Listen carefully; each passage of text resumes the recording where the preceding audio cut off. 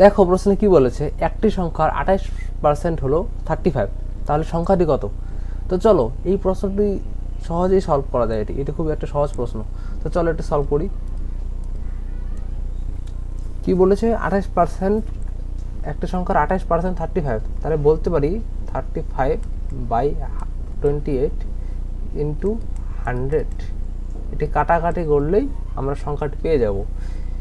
তো কত হবে, 4 7 28, 5 7 35, 4 25 100, 5 25 125, 125 হবে সেই সংখ্যাটি। তো এই অপশনটি হবে কারেক্ট অ্যান্সার।